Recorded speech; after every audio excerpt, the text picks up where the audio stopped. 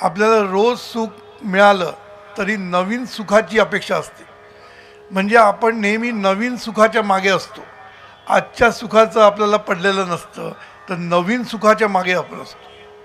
त्यामुळे हे हव्यास आपला चालूच राहतो, ह्याला एंडच नाही. आणि हा हव्यास कुठे जातो? शेवटी विकृतीपर्यंत जातो. म्हणजे हा हव्यास जेव्हा वाढत जातो तेव्हा ते मानसिक विकृतीकडे जातो, माणूस डिप्रेशनकडे जातो आणि आपली शांती ढळून जाते. म्हणून ह्या चंचल मनाला वेळीच लगाम घालणं गरजेचं आहे. म्हणून जीवनविद्या गरजेची आहे. तुम्ही म्हणाल आपण नाही घातलं तर काय होणार आहे? बघा काय होतं ते जगामध्ये जे चाललेलं आहे. पैसेवाले पण डिप्रेशनमध्ये जातात. पैसेवाले पण म्हणजे किती पैसा कमावला, किती काही केलं तरी त्यांची हव्यास काय संपत नाही आणि ते शेवटी विकृतीकडे जातात. काही लोक जेलमध्ये जातात आणि काही लोक डिप्रेशनमध्ये जातात. थोडक्यात सांगायचं काय, ह्या चंचल मनाला लगाम घातलाच पाहिजे आपल्याला. तिथे दुसरा म्हणजे ऑप्शन नाही आपल्याकडे, घातलाच पाहिजे. मग या चंचल मनाला ऑप्शन म्हणजे हा लगाम कसा घालायचा, तर त्याच्यासाठी सद्गुरूंनी आपल्याला काही शिकवलेलं आहे. या मनाला धरायला शिकलं पाहिजे आपण, म्हणजे याला लगाम घालता येतो. तुम्ही म्हणाल की मन हे अधोगतीकडे का जातं? त्याला पण सद्गुरूंनी उत्तर दिलेलं आहे. मन हे नेहमी अधोगतीकडेच जाणार, कारण त्याची गती जिथून सुरुवात होते तिथे सर्वोच्च सुख आहे. म्हणजे आपलं जे स्वरूप आहे तिथे आनंद आहे, सुख आहे, स्वानंद आहे, ब्रह्मानंद आहे. सगळं काही आपल्या स्वरूपाकडेच आहे. त्यामुळे जेव्हा आपल्याला स्वरूपाचा विसर पडतो आणि आपण सुखाच्या शोधात सुरुवात करतो तेव्हा आपण खालीच जाणार. नेहमी लक्षात ठेवा, वरची गोष्ट नेहमी खालीच येत राहणार.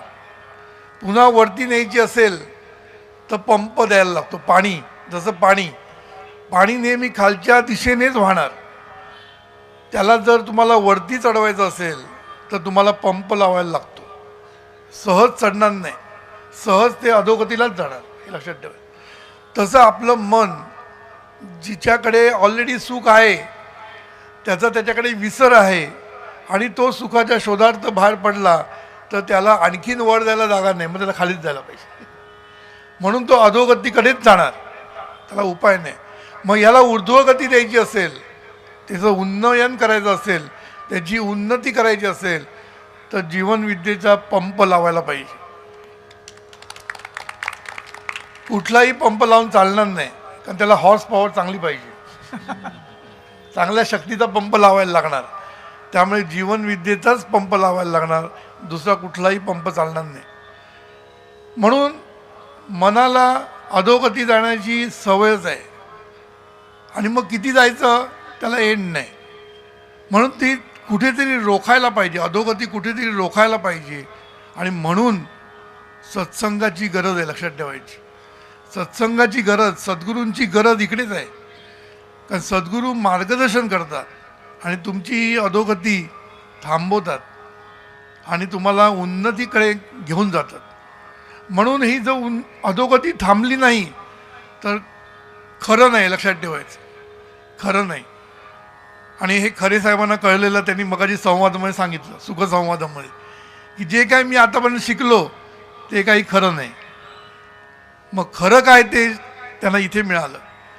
म्हणून म्हटलं जीवनविद्येचा पंप लावायलाच पाहिजे. आता आपण जेव्हा अधोगतीकडे जातो ते जर रोखायचं असेल तर मी काल सांगितलं, श्रीकृष्णांनी उपाय सांगितला. काय सांगितला?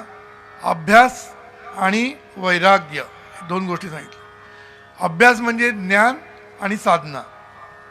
अभ्यास म्हणजे ज्ञान घ्यायचं आणि हे ज्ञान आपल्यामध्ये उतरवण्यासाठी साधना करायची, म्हणजेच प्रयत्न करायचे.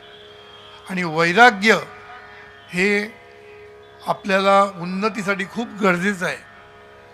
पण वैराग्य म्हणजे सगळ्या गोष्टी त्याग करायचा, संन्यास घ्यायचा, सगळं सोडून द्यायचं, हे सद्गुरूंना मान्य नाही. सद्गुरू काय म्हणतात? तू त्यागी पण होऊ नकोस आणि तू भोगी पण होऊ शकतो, तू उपयोगी हो, तू उद्योगी हो, हे सद्गुरूंनी सांगितलं.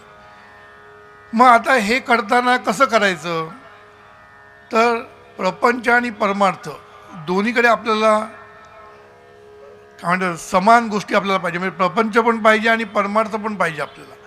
मग ह्याच्यासाठी सद्गुरूंनी दोन्ही गोष्टी आपल्याला शिकवलेल्या आहेत. म्हणून सद्गुरू म्हणतात वैराग्य, जेव्हा तुम्ही परमार्थाकडे जातात, जेव्हा तुम्ही स्वरूप साक्षात्कार होतो, तेव्हा तुम्ही तृप्त होता. तृप्त होता म्हणजे जो ब्रह्मानंद आहे, जो आनंद, अत्युच्च आनंद म्हणतो त्याला आपण, तो आपल्याला मिळालेला असतो. आणि एकदा मिळालं सगळं की मग नवीन शोधायची काही गरजच भासत नाही. म्हणून ती जी विरक्ती येते ती तृप्तीतनं येते. तृप्त एवढं झालेला असतो माणूस की त्याला आणि काही गरज नसते, म्हणून तो विरक्त होतो. पण तरीसुद्धा त्यांनी सद्गुरूंनी काय सांगितलं, विरक्ती म्हणजे त्याग करू नको किंवा भोग पण करू नको. मग काय कर, मिडल. सद्गुरूंनी नेहमी सुवर्ण मध्य साधलाय. सद्गुरू काय सांगतात, असलं तरी चालेल, नसलं तरी चालेल. म्हणजे नाही म्हणून आकाट तांडव नाही आणि आहे म्हणून वेडेपणा पण नाही. हा आपला शांत असो नसो, नो प्रॉब्लेम.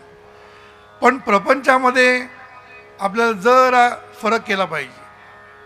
सद्गुरू म्हणतात अभ्यास, जीवनविद्येच्या शहाणपणाचा अभ्यास करायला पाहिजे, साधना जीवनविद्येची केली पाहिजे.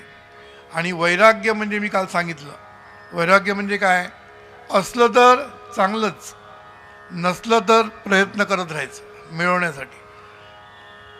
पण हे प्रयत्न करताना आज आपण सतत स्वतःला त्रास करून घेतोय, मिळत नाही मिळत नाही मिळत नाही असं म्हणत दुःखी होत होत आपण सुखाचा शोध करत बसलेलो आहे. सद्गुरू म्हणतात तिथे फक्त आपल्याला बदल करायचा आहे, म्हणजे समाधानाच्या अधिष्ठानावर जे नाही ते मिळवण्याचा प्रयत्न चालू ठेव, नो प्रॉब्लेम. पण समाधानाच्या अधिष्ठान, समाधानाचं अधिष्ठान हा एक सुंदर विषय आहे खरं म्हणजे सतत समाधानी, आयुष्यभर समाधानी राहत राहत नवीन प्रयत्न करून आणखीन काही मिळवायचं असेल तर मिळवायचं. मग ह्याच्यामध्ये हव्यास नसतो, ह्याच्यामध्ये हव्यास नसतो, इथे शहाणपण असतं. इथे कसं शहाणपण, सतत समाधानी आहे त्याबद्दल समाधानी आहे, त्याच्याबद्दल कृतज्ञ आहे, त्याबद्दल सुखी आनंदी, आणि नाही त्याच्याबद्दल प्रयत्न. मग मी काल सांगितलं की जेव्हा तुम्ही नाही त्याच्यासाठी प्रयत्न करतात, त्या प्रयत्नाला दिशा देण्याचं काम हा जो आहे तो करतो. कारण आहे त्याच्याबद्दल आपण समाधानी राहिलो तर आहे हा एकच आहे, तो तुम्हाला मदत करतो सर्व काही मिळवून देण्यासाठी. एवढं सगळं सोपं आहे. पण पहिली गोष्ट म्हणजे जीवनविद्या शिकत नाहीत, समजून घेत नाही. सद्गुरूंच्या चरणावर डोकं ठेवलं की काम झालं, सद्गुरूंनी आशीर्वाद द्यायचे की झालं. लोकांना चरण पकडण्याची खूप घाई असते, पण सद्गुरू म्हणतात चरण पकडू नका, आचरण करा, आचरण करा. दर्शनाला येऊ नका, मार्गदर्शन समजून घ्या. म्हणून सद्गुरूंचे मार्गदर्शन समजलं ना तर तुम्ही एका बाजूनी यशस्वी होता, म्हणजे यश तुमच्या पायाकडे लोळण घेते, सुख तुमच्या पायाकडे लोळण घेणार, पैसा तुमच्या पायाकडे लोळण घेणार, सत्ता कीर्ती सगळी तुमच्या पायाकडे येणार. करायचे काय, फक्त आहे तिथे समाधानी राहायचं, समाधानी राहायचं. समाधान हे मोठं धन आहे असं सद्गुरू म्हणतात. आणि हे धन असल्यानंतर बाकी सगळं काही मिळवण्याची ताकद ह्या समाधानी कृतज्ञ ह्या वृत्तीमध्ये आहे. म्हणून सोपं आहे, पण आपण ते कठीण करून ठेवलेलं आहे. म्हणून या मनावर नियंत्रण केलं पाहिजे, कारण मनावर जर नियंत्रण नाही केलं तर हे समाधान वगैरे गोष्टी वाटायला येत नाहीत. म्हणून या चंचल मनाला आपल्याला पकडून ठेवायचं आहे, आपल्या नियंत्रणाखाली आणायचं आहे. मग काय होईल, शांती, सुख, समाधान, मानसिक शांती, एकदम पीस आपल्याला मिळणार आहे, जस्ट नियंत्रणाने. मग मी काल सांगितलं नियंत्रण कसं करायचं, मनाचं नियंत्रण. मी काल काही स्टेप्स सांगितल्या. पहिली स्टेप, मनाला निर्मळ केलं पाहिजे. निर्मळ का करायचं? कारण मनामध्ये आता एवढे कडूपणा आहे, हवेपणा आहे, कडूपणा एवढा आहे की आपण निर्मळ नाही आहे, लक्षात ठेवा. आणि जितका हवेपणा जास्त तितका नॉईज जास्त डोक्यामध्ये, आणि जितका नॉईज जास्त तेवढं मन तुमच्या ताब्यात येऊ शकत नाही, लक्षात ठेवायचं. समाधान तुम्हाला मिळूच शकत नाही. म्हणून हवेपणा कमी करत जायला पाहिजे, लक्षात ठेवा. हवेपणा कमी करायचे. पण हवेपणा कमी करायचा म्हणजे काय करायचं? मिळवायचं ते सर्व मिळवायचंच आहे, पण नाव बदलायचं आहे. आता सद्गुरूने आयडिया दिली आपल्याला. हवेपणा कमी करायचा आणि देणेपणा वाढवायचा. बघा, साधी गोष्ट सांगितली. घेणं कमी कर, देणं वाढव. बघा, मग काय होईल? जे हवं आहे ते सर्व तुझ्याकडे येईल.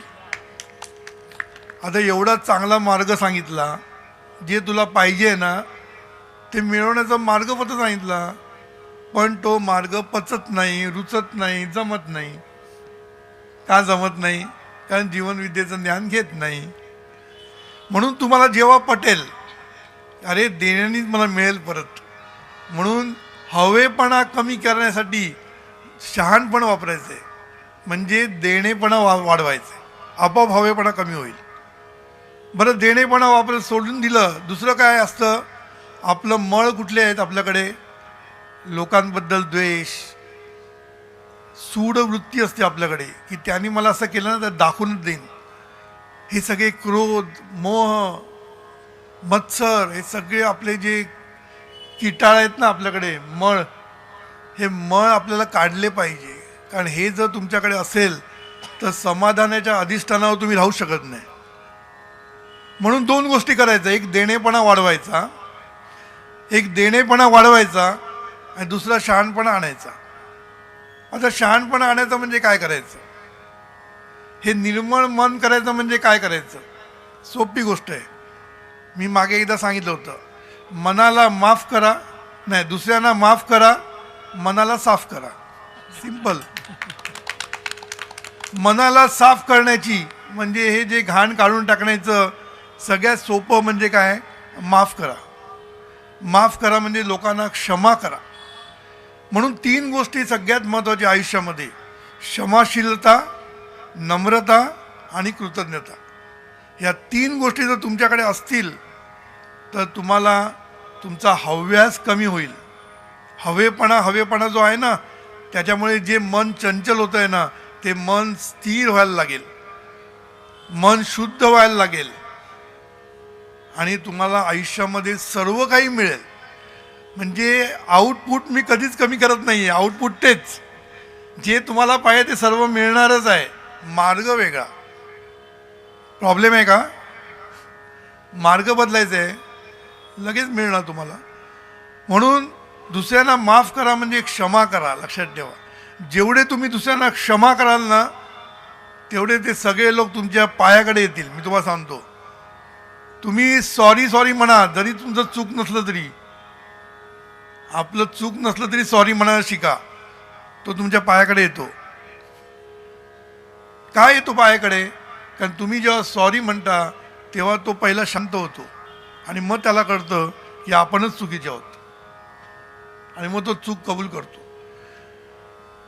एका विणकराची गोष्ट आहे. एक विणकर असतो, त्याच्याकडे साड्या असतात. तर तो विणकर अगदी संयमी, शांत, कधी रागावणारा नाही, असा त्याचा बोलबाला असतो. आता हा बोलबाला बघून काही टवाळकर मंडळी असतात, चला आपण याची परीक्षा घेऊ, याला जरा आपण त्रास देऊन बघूया काय करतोय, किती तो संतापतो बघूया. म्हणून ते टवाळखोर मुलं तिकडे जातात. त्याच्यातलं एक लक्ष्मीपुत्र असतो, भरपूर पैसे असतात, अहंकार असतो पैशाचा. जातो आणि त्याला काय सांगतो, मला एक साडी द्या. तो म्हणते साडी त्याला ही आवडली, हो आवडली. बोल. ती घेतली, 2 तुकडे केले. नाही, पहिला विचारलं प्राईस किती. तेव्हाच्या काळात त्यांनी 10 रुपये सांगितले, त्यांनी त्याचे 2 तुकडे केले साडीचे. आता ह्याचे किती? तो बोलला 5 रुपये. पुन्हा त्यांनी 2 तुकडे केले, 2.5 रुपये. तो पण शांतपणे त्याला प्राईस सांगत राहिला. शेवटी तो कंटाळला, किती तुकडे करणार. शेवटी त्यांनी त्याला सांगितलं की आता तू ही फाडून टाकलेली आहेस, या साडीचा मला काय उपयोग नाही. तो विणकर बोलला मला पण काय उपयोग नाही, तेव्हा तू ती साडी घेऊन जा, आता मला नको आहे ती.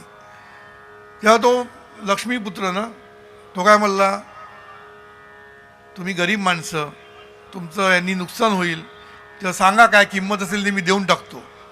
अहंकार ना, मी देऊन टाकतो. तो बोलला तू साडी घेतली नाहीस ना, मग तू कशाला पैसे देतो, मी नाही घेणार. तू साडी घेतली असते तर मी पैसे घेतले असते, तू साडी घेतली नाही ना, मग मी पैसे नाही घेणार तुझ्याकडे. तेव्हा तो ओशाळतो एकदम. तेव्हा तो त्याला सांगतो आणि तो क्षमा मागायला लागतो.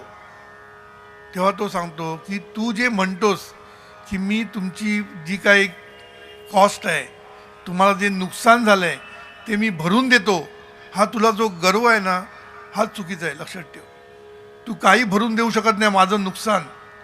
कारण ही साडी बनवण्यासाठी हजारो हात कामाला लागलेले होते. हजारो हातांनी काम करून ही साडी तयार होऊन तुझ्याकडे आलेली आहे. तुझ्या सर्वांचा अपमान केलेला आहेस. आणि ही साडी जोपर्यंत ती बाई घालत नाही तोपर्यंत त्यांना समाधान मिळणार नाही ज्यांनी बनवले ते. म्हणून त्यांचं नुकसान तू कधीच भरून काढू शकत नाहीस, किती पैसे दिले तरी. असं म्हटल्यानंतर तो त्याच्या पाया पडला आणि तेव्हा त्यांनी सांगितलं की मी तुझ्याकडनं जर पैसे घेतले असते तर तुला हे ज्ञान मिळालं नसतं आणि तुला जे मला शिकवायचं होतं ते मी शिकू शकलो नसतो. म्हणून मी तुझ्याकडनं मी पैसे नाही घेतले. अर्थात एवढा माणूस हा संतच असणार. आणि हे होते संत कबीरदास. सांगायचा मुद्दा काय, ते शांत राहिले, त्याने त्याला क्षमा केली, तो त्याच्या पायाकडे आला. नुसता पायाकडे नाही आला, तो सुधारला. म्हणजे क्षमानी तो पण सुधारला. सांगायचा मुद्दा काय, माफ करायला शिका. जेवढं माफ कराल ना तेवढं आतलं पूर्वग्रह, कारण सगळ्या गोष्टी पूर्वग्रहानेच चालतात. आज आपल्याकडे जे प्रॉब्लेम्स असतात हे सर्व प्रॉब्लेम पूर्वग्रहाने होतात. 10 वेळा तो असा वागला म्हणजे पुढला वेळा तो असाच वागणार. तो चांगला वागला ते असाच वागणार. आणि मनामध्ये ते घेऊनच आपण त्याच्याशी वागतो.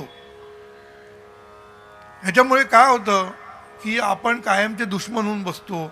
आपल्या मनाला त्रास होतो. मी काल तेच सांगितलं की हे द्वेष मत्सर करून ज्याचा आपण मत्सर करतो त्याला काहीही फरक पडत नाही. लक्षात ठेवा, तुम्ही त्याच्या गिनतीमध्ये पण नसता, पण जो मत्सर करतो तोच त्याला त्रासदायक होतो. म्हणून आपल्याकडे भाऊ बहिणी असतात, त्याच्यातलं एक भाऊ चांगला शिकलेला असेल, चांगलं काहीतरी कमावतो, बाकीच्यांच्या पोटात दुखायला लागतं. तुम्ही त्याचा किती मत्सर केला तर तो वरती जाणारच. आणि मत्सर करून तू मात्र खाली, तुझा स्तर खालीच राहणार आहे.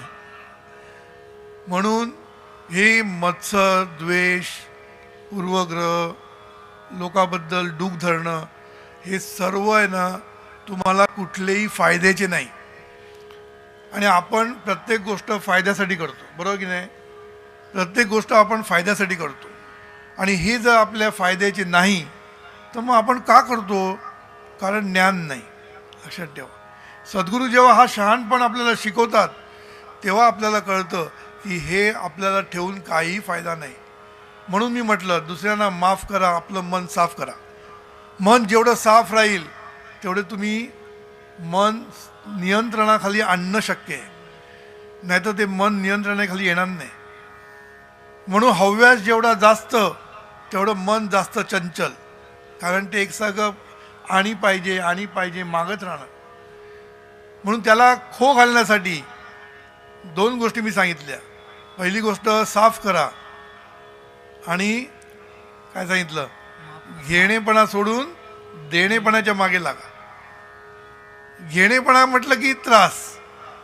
घेणं म्हणजे, मी मागे एकदा असं म्हटलं होतं, घेणं म्हणजे त्रास आणि देणं म्हणजे सुखाचा वास असं म्हटलं होतं. देण्यात ग्रेस आहे, घेण्यात स्ट्रेस आहे, लक्षात ठेवायचं. घेण्यात स्ट्रेस आहे, देण्यात ग्रेसफुली तुम्ही देऊ शकता. आता हे जेव्हा तुम्ही सगळं करायला लागाल तेव्हा तुमच्याकडे मन तुमच्या हातात येण्यासाठी सुरुवात, एवढं करून नाही उपयोग, ही सुरुवात. कारण निर्मळ मन आणि काय म्हणतात त्याला, आपण जेव्हा शुद्ध होतो तेव्हा मग ते नियंत्रणात आणणं सोपं होतं. म्हणून नेक्स्ट स्टेप मी सांगितली की मनाला वळण द्यायचं आहे आपल्याला. पहिलं मन निर्मळ केलं, दुसरी स्टेप काय, मनाला वळण द्यायचं आहे. आता मनाला वळण द्यायचं म्हणजे विचारांना वळण द्यायचं. मग ते कसं करायचं? सद्गुरूंनी सांगितलं की मनाकडे साक्षीप्रमाणे बघत राहा. साक्षीत्वे भावे म्हणतात, ते पण ते दुसरीकडे म्हटलेलं आहे, पण इथे पण साक्षी होऊन त्या मनाकडे पाहत राहा. पाहता पाहता काय होईल, हे जे मन आहे ना, हे हळूहळू स्थिर व्हायला लागेल. पहिल्यांदा उसळून उठेल, कारण लक्ष द्यायला लागलं की उसळून उठतो पहिल्यांदा. जे काही मनात विचार असतात ते आणखीन जोरात बाहेर येतात, पण हळूहळू ते विचार हळूहळू सेटल व्हायला लागतात आणि मन स्थिर व्हायला लागतं, विचार कमी कमी व्हायला लागतात. आता ही एक साधना आहे. मी मगाशी म्हटलं साधना केल्याशिवाय काहीच होत नाही. म्हणून सकाळी उठून ही जर साधना करायला सुरुवात केली, काय करायचं, साक्षी होऊन मनाकडे पाहत राहायचं. म्हणजे तुम्ही मनापासून वेगळे होता. लक्षात ठेवा, मनापासून वेगळे होतात. वेगळे होऊन तुम्ही मनाकडे पाहता तेव्हा काय होतं, हे मनामध्ये जे विचार आहेत ना, ची गर्दी झालेली असते, ते हळूहळू कमी व्हायला लागते. आणि मग काय होतं, मन शांत व्हायला लागतं. आता ही प्रोसेस जेवढी तुम्ही कराल तेवढं तुम्ही निवृत्त अवस्थेकडे जाऊ शकता. निवृत्त अवस्थेकडे, त्याच्यासाठी पण साधना आहे. सगळं आज एक सांगणार नाही. म्हणून विचार कमी कमी होणं आणि विचारांकडे लक्ष राहणं, हे दोन गोष्टी होणार या साधनेतनं. एकदा विचारांकडे लक्ष झालं की विचार कसे आहेत हे लक्षात यायला सुरुवात होणार. लक्षात ठेवा, लक्षात यायला सुरुवात होणार. मग आपल्याला कळणार की विचार कसे आहेत. हे विचार त्रासदायक आहेत, दुःखकारक आहेत की सुखकारक आहेत, पॉझिटिव्ह आहेत की निगेटिव्ह आहेत, हे सगळं काही तुम्हाला स्वच्छ दिसायला लागणार. कारण तुम्ही मनापासून लांब गेलेले आहेत, वेगळे झालेले आहेत. वेगळे होऊन तुम्ही मनाकडे पाहत आहेत तेव्हा तुम्हाला त्या विचारांमध्ये आपलं सगळं पाहता येतं, रूप. आणि एकदा तुम्हाला कळलं की हे विचार वाईट आहेत, मग सद्गुरूंनी शहाणपण दिलेलं आहे आपल्याला. हित कशात आहे, सद्गुरू म्हणतात तुमचं हित कशात आहे हे शहाणपण. हे ज्याला समजतं तो शहाणा. म्हणून हे विचार हितकारक आहेत की अहितकारक आहेत हे लगेच तुम्हाला समजायला लागेल. त्याच्यासाठी जीवनविद्येचा बेस पाहिजे. कारण कशाला हित म्हणायचं आणि कशाला अहित म्हणायचं हे पण कळणं कठीण आहे. म्हणून जीवनविद्येचं ज्ञान असेल, शहाणपण असेल आपल्याकडे, तर हित कशात आहे हे आपल्याला कळतं.